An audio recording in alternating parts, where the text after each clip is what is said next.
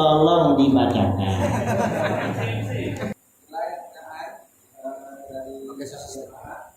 Bid'ahkah membaca Yasin untuk orang yang meninggal? Apakah membaca Yasin untuk orang yang meninggal itu bid'ah? Tidak bid'ah. Mengapa? Karena di dalam hadis riwayat Imam Ahmad, riwayat Imam Abu Dawud, Rasulullah SAW bersabda, "Iqra'u ala mautakum Yasin." Bacakan surat Yasin untuk orang-orang kamu yang meninggal. Bahkan kalau perlu jangan cuma baca surat Yasin, hatamkan Al-Quran di kuburan. Dan itu tradisi para sahabat. Dalam hadis riwayat Imam Ibnu Abi Syaibah dalam Al-Musannaf, juga riwayat Imam Al-Khallal dalam Al-Amru bil Ma'ruf wan Nahyu 'anil Munkar, ada athar dari Imam Asy-Sya'bi, Amr bin Syarahil Asy-Sya'bi, seorang ulama tabi'in. Imam Asy-Sya'bi berkata, "Kanatil ansar idza mata lahumul mayyit ikhtalafu ila qabrihi yaqra'una 'indahul Qur'an." Sahabat Ansar, kaum Ansar, para sahabat Ansar, apabila ada keluarganya meninggal dunia, maka mereka mondar-mandir ke kuburannya, pulang pergi ke kuburannya, membaca Al-Quran di sampingnya. Artinya apa? Baca Al-Quran di kuburan sudah berlangsung sejak masa-masa para sahabat.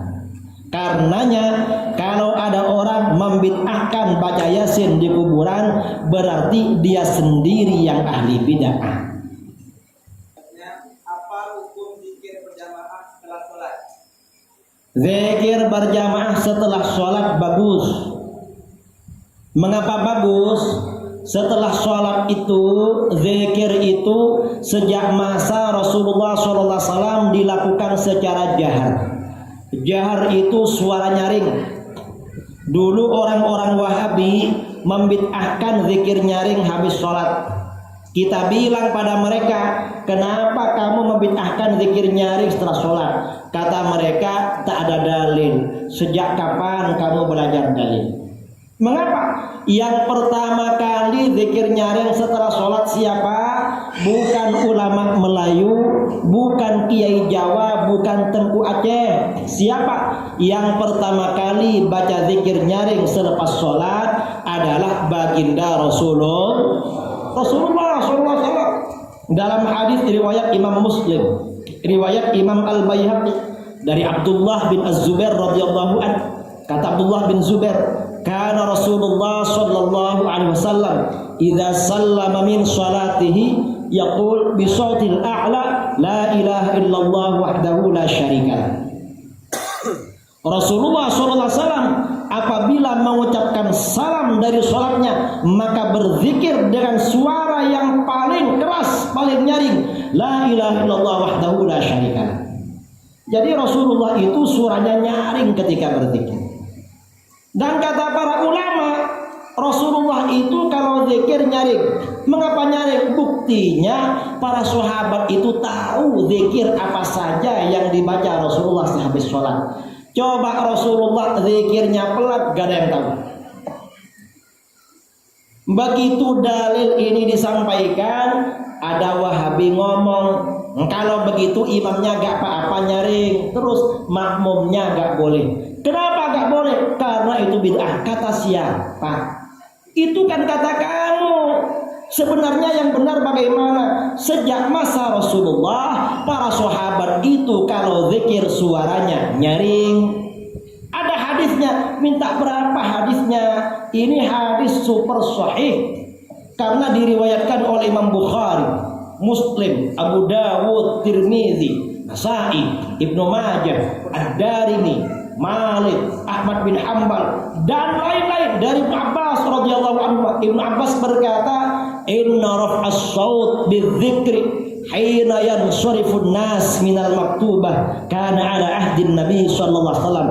Sesungguhnya mengeraskan suara dengan zikir ketika orang-orang selesai sholat 5 waktu itu berlangsung pada masa Nabi Shallallahu Alaihi Wasallam. Artinya apa? Pada masa Nabi para sahabat zikirnya juga Wahabi ngomong lagi, ya kalau begitu gak apa-apa nyaring terus, tapi jangan sama yang dibaca. Bacaannya gak boleh seragam. Kenapa? Gak boleh lagi. Kamu ini gak boleh terus. Para sahabat itu zikirnya nyaring, dan mereka tahu zikir apa yang dibaca Rasulullah. Kira-kira kalau sama-sama nyaring, mereka tahu bacaan Rasulullah, kira-kira zikirnya beda-beda apa seragam? Wahabi itu gak punya otak, makanya gak pernah berpikir. Makanya jangan ikut Wahabi. Tapi kalau ingin bodoh ikut Wahabi. Kalau ingin bodoh ikut Wahabi. Makanya mereka takut ketemu orang. Mengapa? Ya otaknya gak pernah dipakai. Selanjutnya, apa itu Ahlus Sunnah wal Jamaah? Ahlus Sunnah wal Jamaah. Ahlus Sunnah itu artinya golongan yang mengikuti jalan yang benar yang diridhoi oleh Allah. Jamaah artinya golongan yang menjaga kebersamaan dan kerukunan dan merupakan golongan mayoritas. Jadi Ahlus Sunnah wal Jamaah itu golongan yang mengikuti ajaran kebenaran, selalu menjaga kebersamaan dan jumlahnya mayoritas. Itu Ahlus Sunnah. Kalau minoritas jangan mengaku Ahlus Sunnah wal Jamaah, ngaku Ahlus Sunnah wal Jamaah, jamaahnya gak ada. Kalau kita ini benar-benar Ahlus Sunnah wal Jamaah. Nah, Ahlus Sunnah wal Jamaah ini mayoritas umat Islam. Mengapa mayoritas umat Islam? Karena di dalam hadis Rasulullah SAW ketika ditanya siapa golongan yang selamat, Rasulullah menjawab as-sawadul a'zam, golongan mayoritas. Itu namanya Ahlus Sunnah wal Jamaah. Kalau yang kelompok minoritas bukan Ahlus Sunnah wal Jamaah, karena gak punya jamaah. Jamaah itu artinya mayoritas, karena jamaah itu menjadi sumber kekuatan. Assalamualaikum Kiai, siapakah Syekh Al-Albani? Al-Albani itu namanya Muhammad Nasir Al-Albani. Asalnya dari Albania. Hijrah bersama orang tuanya ke Syria. Awalnya bermadzhab Hanafi. Lalu dia belajar hadis secara otodidak tanpa guru. Karena belajar hadis secara otodidak tanpa guru dan dia pengikut Wahabi, maka bagaimana hadis-hadis yang didhaifkan, disahihkan di kitab-kitabnya kacau. Mengapa kacau? Di kitab satunya bilang sahih, kitab satunya bilang dhaif. Itu Al-Albani. Kemudian lagi Syekh Al-Albani ini dipengaruhi oleh pikiran Wahabi, karena beliau orang Wahabi. Hadis-hadis yang sahih kalau sesuai dengan ajaran, kalau tak sesuai dengan ajaran Wahabi didhaifkan. Ini contoh dalam kitabnya beliau Sahihul Jami' Shaghir wa Ziyadati dan kitabnya Silsilatul Ahadits As-Sahihah. Ada hadis tentang tabarruk dari Abdullah bin Umar. Abdullah bin Umar radhiyallahu anhu berkata, "Kana Rasulullah sallallahu alaihi wasallam yab'atsu ilal madahir fayu'ta bil ma' fayashrabuhu yarju barakata aidil muslimin." Rasulullah sallallahu alaihi wasallam selalu menyuruh orang mendatangi tempat-tempat wudu. Dulu itu berwudu tak pakai keran, tapi pakai apa? Pakai kulah atau apa ya? Pakai kolam. Jadi tangan masuk ke situ. Rasulullah minta diambilkan air. Begitu air diambilkan, diminum.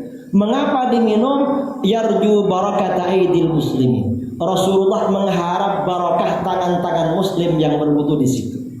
Al-Albani dalam kedua kitab tadi mengatakan hadis ini hadis hasan. Begitu kitab ini keluar di Timur Tengah heboh. Mengapa? Orang Wahabi ini mensyirikkan bertabarruk dengan selain Nabi. Tabarruk itu yang boleh kalau dengan Nabi, kalau dengan selain Nabi syirik.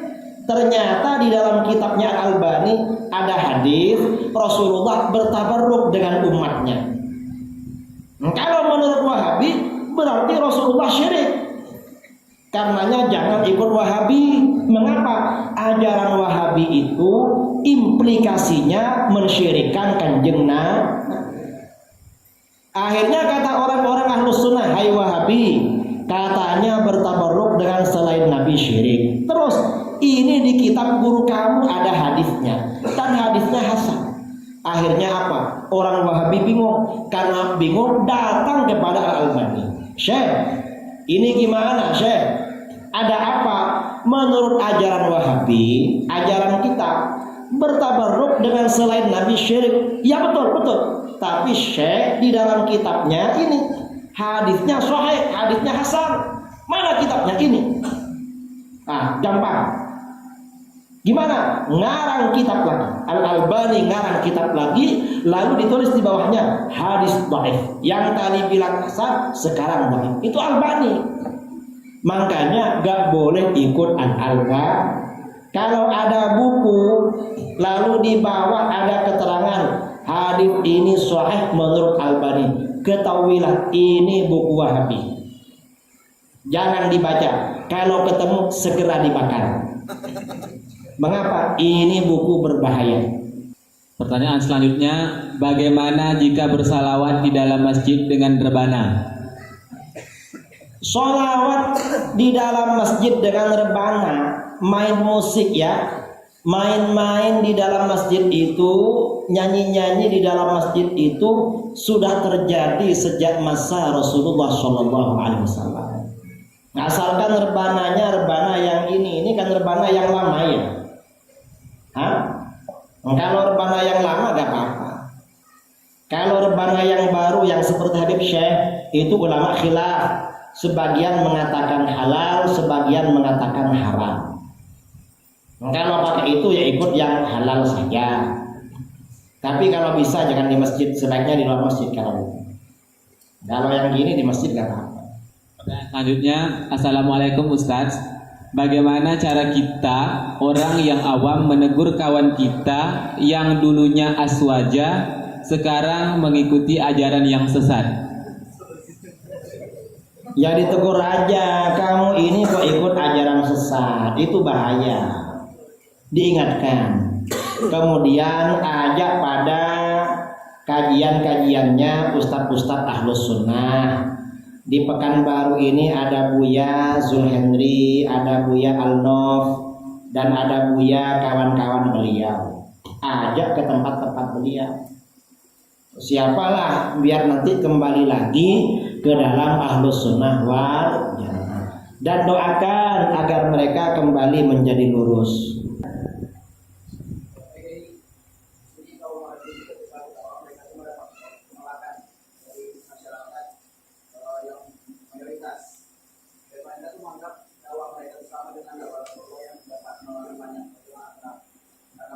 Loh, dakwah mereka kok disamakan dengan dakwah Rasulullah? Gak sama. Kok menyamakan dengan Rasulullah? Ya gak sama lah. Rasulullah itu gak ada yang bayar. Karena kelompok sebelah itu ada yang bayar. Saya dan ada mantan ustadz-ustadz mereka yang mengaku pada saya, Kiai tahu berapa gajinya ustadz-ustadz macam mereka. Saya nggak tahu berapa. Tiap bulan $1.500. Kamu kok tahu? Saya mantan Kiai. Orang-orang Wahabi karena saya sering bilang begini, mereka protes. Itu bohong, fitnah. Loh, fitnah. Yang cerita ke saya mantan. Dan itu bukan hanya di satu tempat. Ada yang di Bogor, ada yang di Gorontalo, banyak yang mengaku. Lalu disamakan dengan Rasulullah. Rasulullah itu ajarannya agak mengkafirkan orang.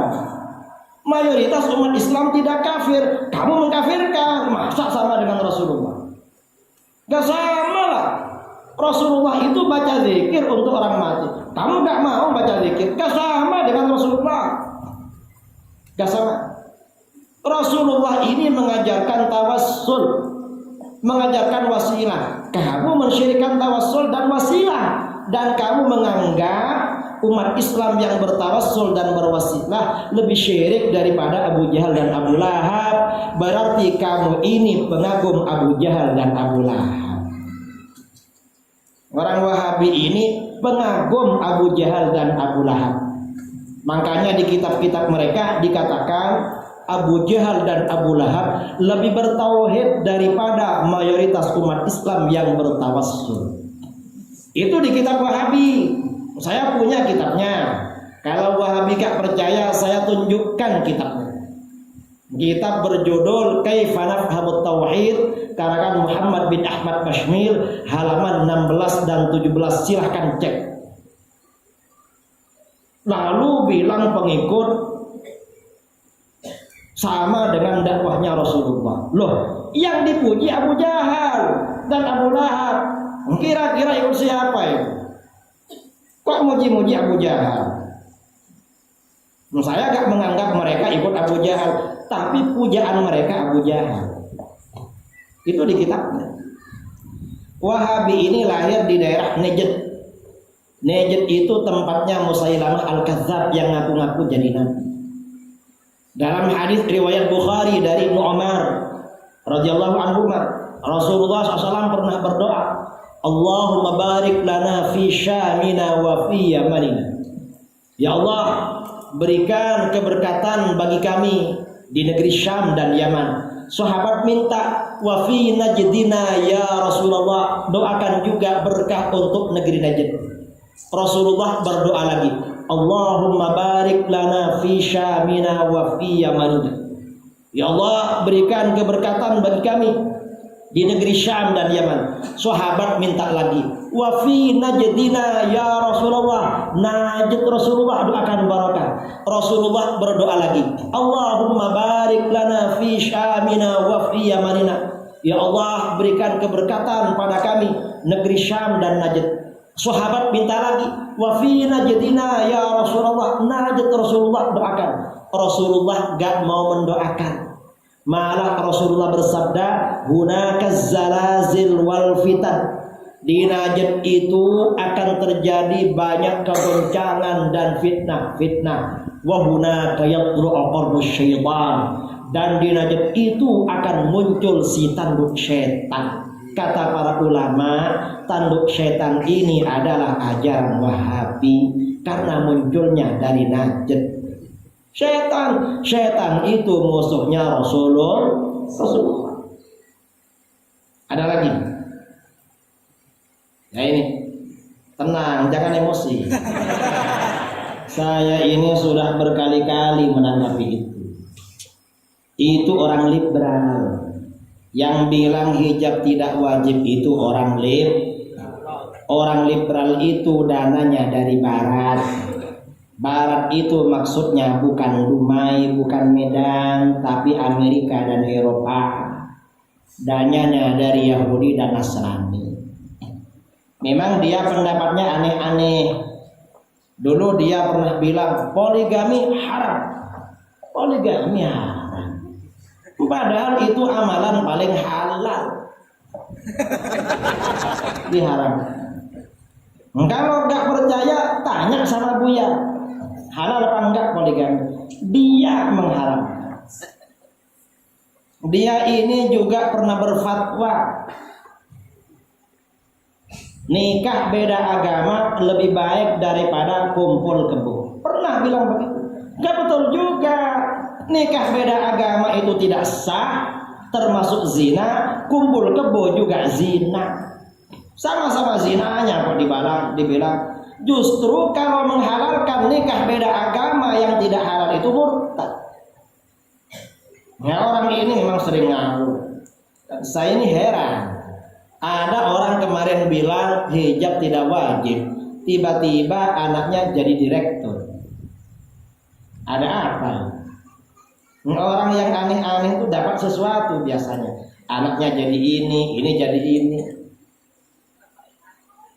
Sifat 20. Sifat 20 ini memang tauhid yang benar. Ini tauhidnya Ahlus Sunnah wal Jamaah. Kalau tauhidnya Wahabi bukan sifat 20, tapi tauhid 3. Rububiyah, uluhiyah, asma wa sifat. Rububiyah dan uluhiyah ini tujuannya untuk mengkafirkan orang yang melakukan istighatsah, tawassul dan tabarruk. Padahal istighatsah, tawassul dan tabarruk ini bagian dari wasilah. Wasilah itu perintah Al-Quran. Berarti tauhidnya Wahabi tujuannya untuk merusak Al-Quran. Tauhid rusak mereka. Lalu mereka bikin tauhid asma wa sifat. Tauhid asma wa sifat ini tujuannya melawan sifat 20. Ya kalah melawan sifat 20. Sifat 20 ini tauhid yang mantap. Tahun 2015 saya ngisi kuliah di University Teknologi Malaysia. Saya ini dosen, cuma jarang masuk karena jarang pulang. Dulu ngajar di 5 universitas di daerah Jawa Timur. Yang 4 itu S1, yang 1 S2. Jadi dosen memang. Terus ke luar negeri juga dosen. Kalau di luar negeri biasanya kuliah saya kepada para dosen karena S3. Nah, waktu kuliah ada orang tanya, Pak Kiai, apa? Kata orang Wahabi sifat 20 bukan dari Islam. Terus dari mana? Katanya dari para ahli filsafat Yunani. Saya bilang pada dia, kalau ahli filsafat Yunani meyakini sifat 20 berarti mereka ahli tauhid. Kalau Wahabi mengingkari sifat 20 berarti mereka ateis dan komunis. Mengapa? Sifat 20 itu yang pertama, Allah itu wujud, ada. Kalau Wahabi mengingkari adanya Allah, kafir. Yang nomor 2, Allah itu qidam, wujudnya Allah tanpa permulaan. Kalau Wahabi menolak qidamnya Allah, kafir. Yang nomor 3, Allah itu baqa, maha kekal, maha abadi. Kalau Wahabi menolak Allah maha kekal, maha abadi, kafir. Sampai ke belakang. Wahabi itu gak ngerti apa isi sifat 20, langsung bilang gak ada. Gak ngerti mereka. Kalau tauhidnya Wahabi itu gak kuat. Kalau diadu dengan tauhid kita, kalah mereka. Kalau gak percaya, ajak orang Wahabi diadu dengan kita. Dan mereka gak bakalan mau. Mengapa? Ya memang dalil mereka gak kuat, tapi dolarnya kuat. Batasan rapatnya shaf. Jadi memang Rasulullah SAW kalau mau sholat, sawwus sufuf fa inni arakum min wara'i dhahri. Rapatkan shaf, rapikan shaf. Aku lihat pada kamu dari punggung, dari belakang punggung. Rasulullah itu walaupun menyuruh gak menghadap jamaah. Mengapa? Kelihatan. Rasulullah mukjizatnya melihat yang di belakang. Maka bagaimana fakana ahaduna yulsiqu qadamahu biqadami sahibih wa mankibahu bimankibihi. Salah seorang kami menempelkan telapak kaki pada telapak kaki kawan, pundak pada pundak. Ini kata para ulama maksudnya mubalaghah, bersungguh-sungguh dalam merapatkan shaf, tapi gak sampai menginjak kaki sebelah. Kalau sampai menginjak kaki jarak sebelah, itu namanya cara sholat yang baru, bukan sholat yang dulu. Ada yang injak kaki sebelah. Orang mana itu? Ya berarti sholat model baru itu. Karenanya kata para ulama, karena pundak dengan pundak ini dekat, ya, kaki dengan kaki dekat, jarak kaki kanan dan kaki kiri kira-kira 1 jengkal. Ada orang jarak kaki kanan dan kaki kiri 0,5 meter. Itu namanya cara sholat baru. Entah di sini ada apa enggak itu? Enggak ada ya. Kalau di daerah saya biasanya Wahabi, entah di sini siapa. Mereka ini banyak yang baru memang ajarannya. Lalu bilang Al-Quran Sunnah. Quran Sunnah yang mana? Mereka gak paham. Jadi begini, warisan itu harus dibagi sesuai dengan ilmu faraid. Kalau tidak dibagi sesuai dengan ilmu faraid, misalnya langsung sama rata, nggak boleh. Kalau memang sebagian mau mengikhlaskan, maka tanya kepada ulama dulu, ahli warisnya siapa saja, lalu asetnya berapa. Setelah masing-masing tahu bagiannya, kalau setelah itu sudah saya nggak ambil, saya sudah cukup, nggak apa kalau begitu. Masalahnya gini, salah satu anggota keluarga itu neraka lah katanya itu. Ya nggak boleh begitu, masa neraka harus menyelamatkan diri dari neraka. Sampaikan, nggak boleh sampean begitu, harus selamat dari neraka. Kok neraka dilarang? Apakah orang aswaja boleh mendengarkan tausiah dari orang salafi? Karena kita ketahui bersama bahwa tidak semua yang disampaikan itu salah. Kalau bagi yang alim mendengarkan tausiahnya salafi gak apa-apa. Tapi kalau salah wajib diingatkan. Bagi yang awam gak boleh. Khawatir yang disampaikan menyimpang. Kalau bagi orang yang belum bisa membedakan mana yang benar, mana yang salah, gak boleh. Mengapa kita wajib bermazhab? Di dalam beragama, setiap orang itu tidak boleh memahami Al-Quran dan hadis dengan pikirannya sendiri. Artinya apa? Di dalam mengamalkan ajaran agama, setiap orang wajib punya guru. Gurunya punya guru, gurunya punya guru. Dalilnya di dalam Al-Quran, fas'alu ahlal dzikri in kuntum la ta'lamun. Bertanyalah kalian kepada ahli zikir. Ahli zikir itu maksudnya ahli Al-Quran, orang-orang yang alim dengan isi Al-Quran, para ulama. Buktinya di bagian akhir dikatakan in kuntum la ta'lamun. Kalau kamu tidak tahu, berarti bertanya kepada yang alim. Artinya apa?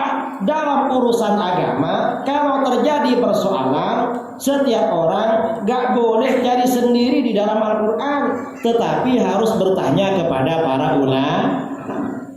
Di dalam hadis Rasulullah SAW bersabda, "Man fassara al-Qur'an bi ra'yihi falyatabawwa maq'adahu minan nar." Siapa yang menafsirkan Al-Qur'an dengan pendapatnya sendiri, maka bersiap-siaplah menempati tempat duduknya di neraka. Mengapa diancam masuk neraka orang yang menafsirkan Quran sendiri? Karena dia gak punya guru.